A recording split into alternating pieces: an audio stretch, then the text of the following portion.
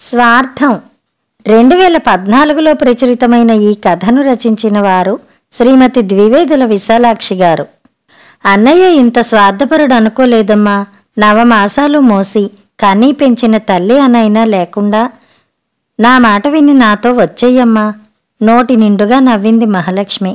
జీవితాన్ని కాచి వడపోసిన కఠిన సత్యాలు, అనుభవం నేర్పిన గుణపాఠాలు, మేధ దర్శించిన అగాధాలు, ఆత్మీయుల అంతర్యాల అవతలి గట్లు, మానవ నైజపు నిమ్నోన్నతాలు అలలు అలలుగా తెరలు తెరలుగా ఒరిసి పయనించి కలిసిపోయాయి ఆ హాసరేఖలో.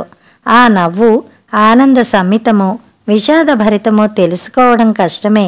దానిని వ్యాఖ్యానించగల తాహతు మహాలక్ష్మికి మాత్రమే ఉంది. తల్లి నవ్వుతో తహతహలాడిపోయింది జానకి. అమ్మకు మతి చలించలేదు కదా అని భయపడింది. దిగంతాల వరకు వ్యాపించబోయే నవ్వును దిగమింగింది మహాలక్ష్మి. ముఖాన గాంభీర్యం, పెదవుల దరహాసం, మాటల్లో లాలిత్యం ఉట్టిపడగా, పిచ్చి తల్లి, స్వార్థం లేనిదెవరికమ్మా అంది. అమ్మా బాధగా అరిచింది జానకి. హృదయంలో జ్వాలాముఖి, కన్నులలో జలభాండం బద్దలయింది. మహాసాగరపు వెల్లువ చెలియలి కట్ట దాటి హూంకరించింది. ఆసనిపాతపు తాకిడికి అవని కంపించింది. తన్ను కన్న తల్లి, పెంచి పెద్ద చేసిన తల్లి, బిడ్డ శ్రేయస్సు కోసం తన సర్వస్వం దారపోయే వెరవని తల్లి తన బిడ్డనే శంకించింది. స్వార్థ చింతనతోటే ఆమె తన్ను ఆహ్వానిస్తుందని అపోహపడింది. జానకి తల తిరిగిపోయింది. అనంత ఆకాశంలో తేజోరాశి అయి ప్రకాశిస్తున్న ప్రచండ మార్తాండుని 1000 పొర్ల కారుమేఘం కాటు వేసింది. నలుపక్కలా చిమ్మ చీకటి, మన్ను మిన్ను కానరాని మహాతపస్సు, అజ్ఞాని మనస్సులాంటి అంధకారం. అందులో జానకి అమ్మను నమ్మించలేని జానకి. కాదు కాదు, తనని తనే నమ్మించుకోలేని జానకి. తనది నిస్వార్థ ప్రేమ అని నిశ్చయపరచుకోలేని జానకి. జానకి ఆత్మీయమైన అమ్మ పిలుపు. నేను ఏ ఒక్కరిని ఉద్దేశించి అన్న మాట కాదమ్మా. ఇది మానవ నైజం. కొన్ని మంచి చెడుల సంపుటమే మానవ జీవితం. అంతా మంచి మాత్రమే ఉండి చెడు సోకని వారుంటే వారికి మానవత్వం లేదు. మిగిలింది దైవత్వం మాత్రమే. ఈ నెరిసిన కురులలో, సడలిన యవ్వనంలో, నెన్నుదుటి ముడతలలో నీకేమీ కనిపించనే లేదా జానకి? ఇంత దూరం వయసుతో కలిసి పయనించిన అమ్మ జీవితంలో అనుభవాలే లేవా? స్వార్థం అంటే మహాపాపంగా భావించి అది ఆవహించిన వానిని అస్పృశ్యుడిగా తలచి అట్టి వారిని నిందించి తమ స్వార్థ రాహిత్యాన్ని తెలుపుకొని సంతోషిస్తారు కొందరు. తరచి చూస్తే ప్రతి జీవిలోనూ స్వార్థం కొద్దో గొప్పో ఉండక మానదు. తగుమాత్రం స్వార్థం హానికారకం కానేరదు. అది హద్దులు మీరి విజృంభిస్తేనే, దాని మనుగడకు ఇతరుల ధనమాన ప్రాణాలను బలిగొన చూస్తేనే వస్తుంది చిక్కు. ఎవరి వారికి వారే వెనుతిరిగి చూసుకుంటే, అమ్మా పాపకే తాయిలం పెట్టేదమ్మా, చిన్నదా పెద్దదా? పాప నీకంటే చిన్నది కదా, దానికేది కావాలంటే అది ఇచ్చెయ్యి, రెండవది నీకు, పాపని ఏడిపించకే అంది అమ్మ. తాయిలాలు రెండు చేతుల్లో ఉన్నాయి. చూపులు పెద్దదాని వైపే మొగ్గుగా ఉన్నాయి. అమ్మ ఎప్పుడూ ఇంతే. పాప నాకన్నా చిన్నది కదా, అది ఎప్పుడూ పెద్ద తాయిలమే కావాలంటుంది. చిన్నపిల్లలకు పెద్ద తాయిలం ఎందుకు? ఎంచక్కా చిన్న తాయిలం, చిన్న నోరు ఎంత బాగుంటుంది. అసలు ఈ పెద్ద తాయిలం పాప నోరు పట్టక గొంతు కడ్డుపడితే చిన్న పాపకు అంత పెద్దది ఎందుకు ఇచ్చావని నాన్న నన్ను తన్నుతారు. అమ్మకే అన్నీ అలానే చెప్తుంది. చెల్లెలిపై అభిమానం, నాన్న తన్నుతారేమో అన్న భయం నా చేత అలా చేయించాయని అప్పట్లో నమ్మగలిగానా? ఇప్పుడు తలుచుకుంటే చిన్నతనంలో ఉగ్గుపాలతో కలిసి ఉదరంలో ప్రవేశించిన స్వార్థం బిడ్డ పెద్దదవుతున్న కొద్దీ తాను పెరిగి పెద్దదై శాఖలు పలవలుగా చిత్ర విచిత్రాలుగా రూపొందుతుంది. దాని నామరూపాలు అనంతం. అప్పచెల్లెళ్ల మధ్య, ఆలుమగల మధ్య, తల్లి బిడ్డల మధ్య, స్నేహితుల మధ్య. ఇక్కడ అక్కడ అనే మాటేమిటి? ఎక్కడ చూసినా అదే. దాని నటనా విన్యాసాలను పరికించి చూస్తే ఎవరికైనా దాసోహం అనక తప్పదు. చిన్నాన్న కూతురు సరళ, నేను ఒకే క్లాస్ చదువుతుండేవాళ్ళం. సరళ స్వతహాగా తెలివైంది, కష్టించి చదివే స్వభావం కలది. స్కూలులో చెప్పిన పాఠాలకు ఎప్పటికప్పుడు నోట్సు వ్రాసుకునేది. సరళ మూలంగా నాకెప్పుడూ ఇంట్లో చివాట్లు తగులుతుండేవి. తోటి పిల్ల సరళను చూసి నేర్చుకోరాదు, ఎంత చక్కగా చదువుకుంటుంది అనేవారు అమ్మా నాన్న. పరీక్షలు 10 రోజులున్నాయనగా పక్కింటి సరసు, నేను బొమ్మల పెళ్లి మొదలుపెట్టాం. అమ్మా నాన్నలకు అనుచాటేసి ఆటలకని తోటలోకి పరుగు తీసేవాళ్ళం. ఆటలు పాటలు అంటే ఆశపడిన ఆడపిల్లలు ఎవరుంటారు?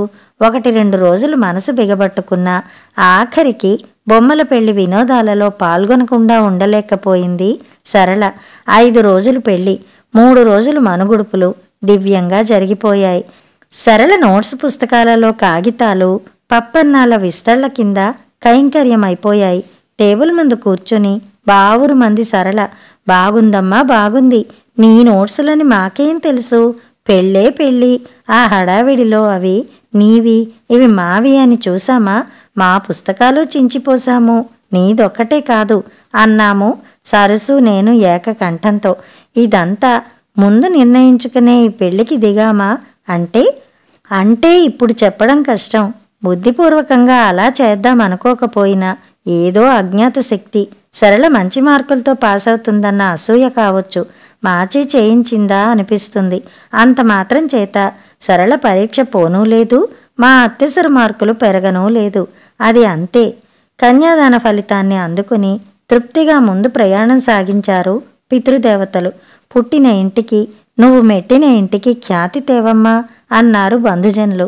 అత్తమామల మనసెరిగి మన్ననతో మసలుకోవమ్మా అని శుద్ధులు నేర్పింది మాతృమూర్తి.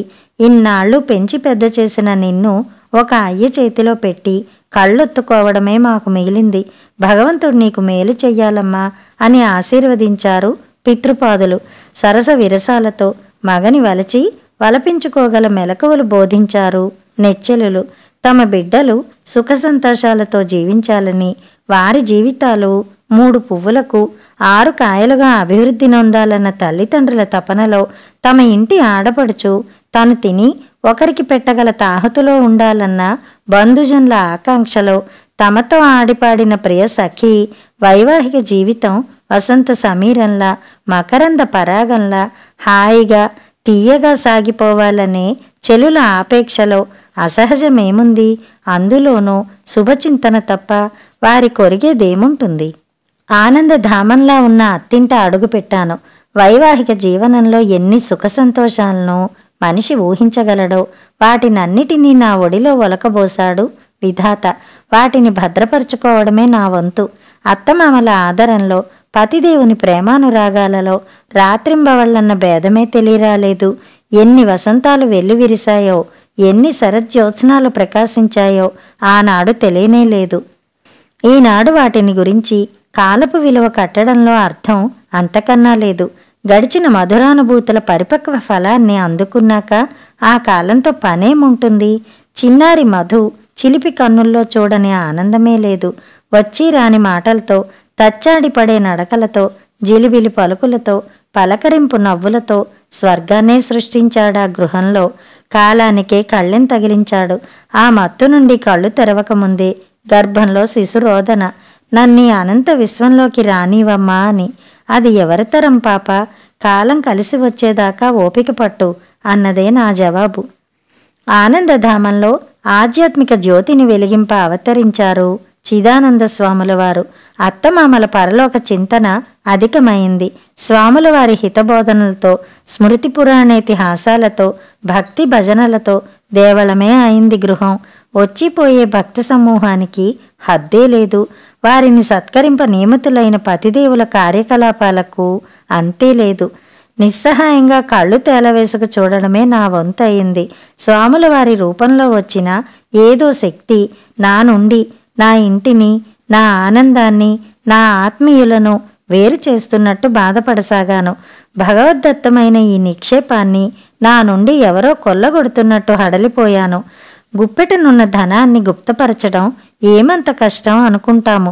ఒక్కొక్క సమయంలో అది కష్టమే అవుతుంది. సర్వకాల సర్వావస్థలలో ఆ నిధి రక్షణకే ప్రాముఖ్యమిస్తాము. పైకి ధనపురాశులు చెక్కు చెదరకుండానే అడుగులు దొలిచే పురుగులు ఉంటాయని తెలుసుకోలేకపోతాము. స్వాముల వారి గీతా పఠనాన్ని అర్ధనిమీలిత నేత్రాలతో ఆస్వాదిస్తున్న అత్తమామలు ఆ పదజాలపు లోతుల సరయ ఏకాగ్రచిత్తులైన వారి తనయుడు నా నిస్సహాయ స్థితిని గమనించనే లేదు. అనిత్యమగు దేహమును తత్పరివారంబగు పుత్ర కళత్రాదులను గృహక్షేత్ర ధనాదులను సత్యంబులని భావించు జనుడు తద్భావనం చేసి ఏ ఏ జన్మంబులెత్తినా ఆయా జన్మంబుల నెల్లదీయ సౌఖ్యములను గాంచనేరక అట్లుండియు వాటిని విడువనేరక దుఃఖముల పాలగుతున్నాడు. మహాత్ములు అట్లు కాక జ్ఞాన సముపార్జన కొరకు ఈ సంసారమును తృణప్రాయముగా త్యజించి ఇలా సాగుతుండేవి స్వాముల వారి బోధనలు. ఆ జ్ఞాన సుధలో భక్తులంతా మునకలాడేవారు. అందరినీ అంతగా ఆకర్షించిన ఆ వాగ్ధాటి ఉత్తేజం నాకు భయావహం కాసాగాయి. స్వాముల వారిని అంపకం పెట్టనేగిన అత్తమామలు తిరిగి వచ్చారు. అబ్బాయి ఏడమ్మా?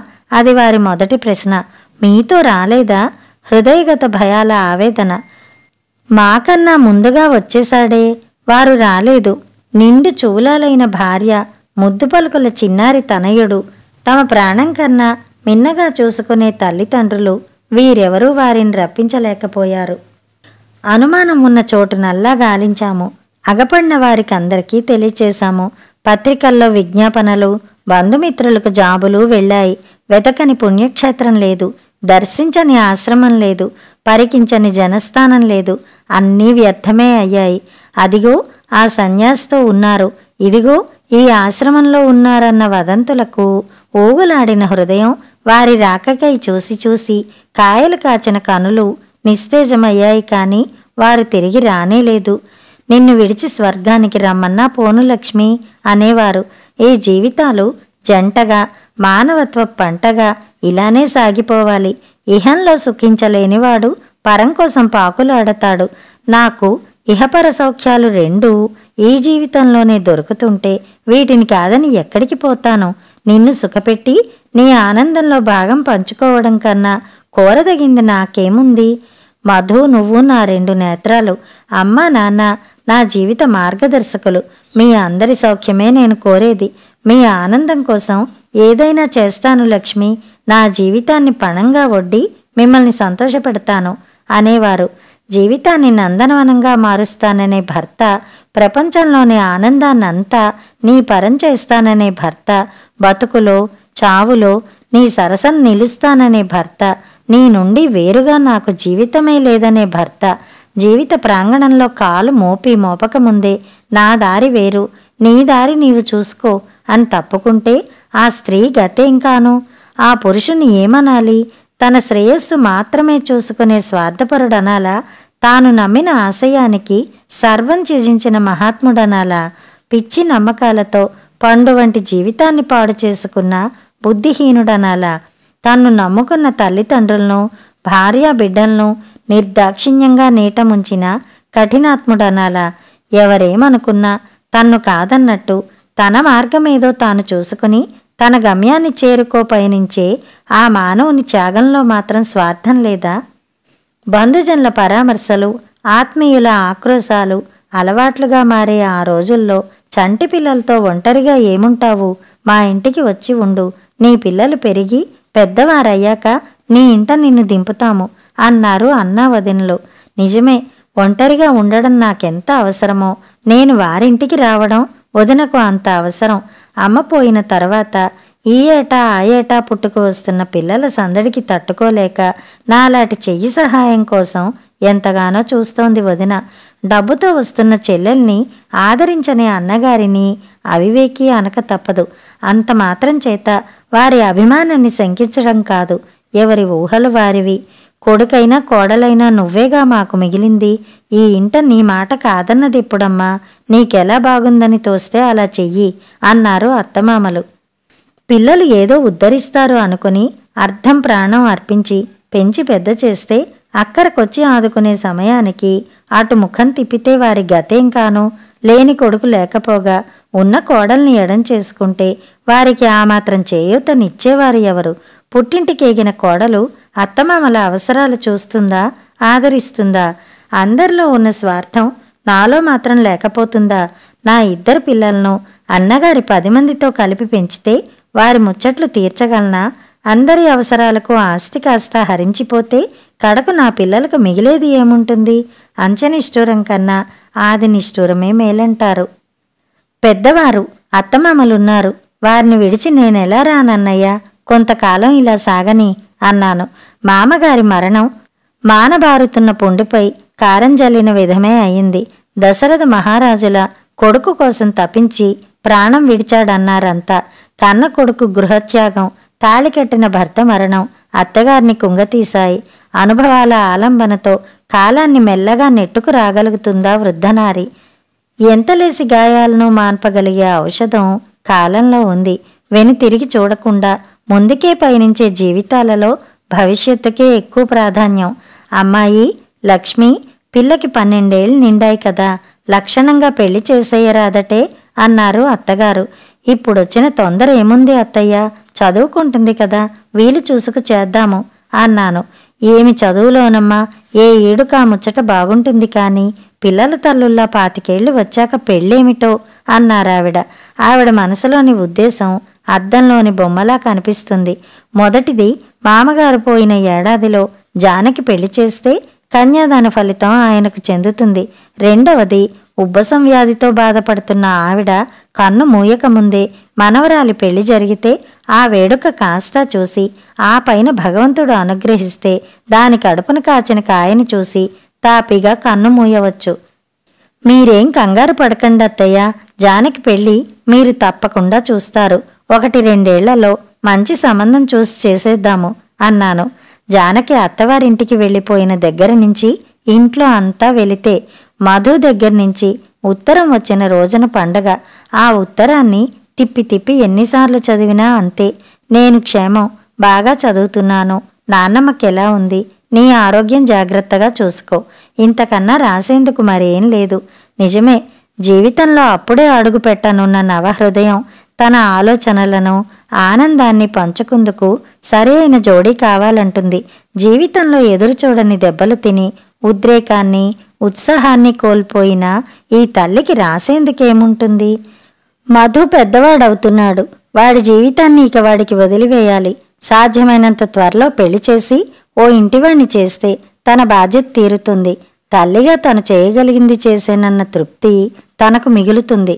స్వాముల వారి వచనాల ప్రకారం దానితో తాను స్వర్గానికి చేరలేకపోవచ్చు, జనన మరణ చక్రంలో పడి కొట్టుకోవచ్చు. అయినా తను చింతించదు. తన బిడ్డల భవిష్యత్తు బాగుపడింది. అది స్వార్థమే అయినా మరేమైనా తనకు కావలసిందే అదే. తనకు అంతే చాలు.